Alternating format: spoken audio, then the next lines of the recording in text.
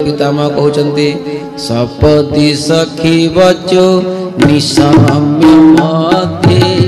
निज परयोर्बलयोरथं निवेश्य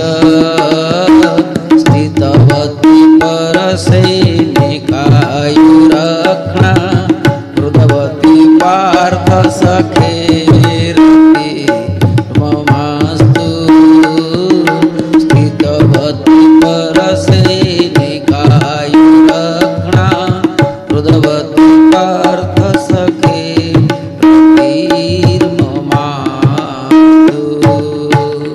कहते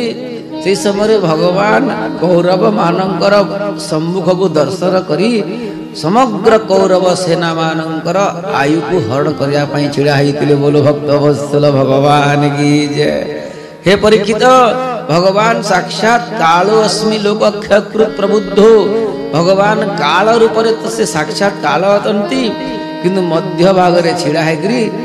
युद्ध करने पूर्वर ही भगवान समस्त आयु को क्षीण कर सारी अर्थात महाभारत युद्ध परिवार दूर कथा सर्वप्रथम भगवान समस्त काल कबलित कर सारी कथा पितामह भीष्म जानी से भगवान केते बड़ सुरक्षा कवच अटंती तुम पांडव कुल तुम एठू विचार कर आ तुमर पितामह भीष्म सब गोटे कथा कहते सब रतिर ममास्तु सब मत रति हो भगवान पाखरे हे पार्थ सखा हे श्याम सुंदर आपण चरण कमल रति ही मते प्राप्त हो आ प्रकृति रे रति प्राप्ति हवा यह होची मानव जीवन रे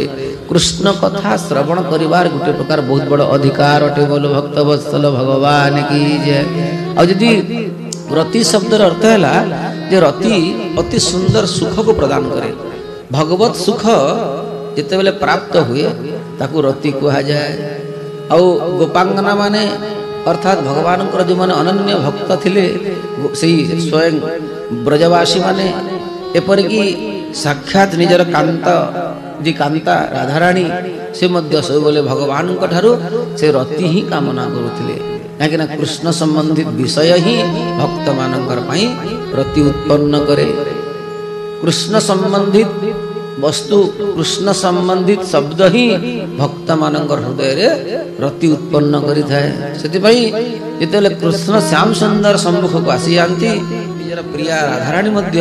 खाली गोटे कथा कहती रति सुख सारे गतम भिसारे मदन मनोहर बेशम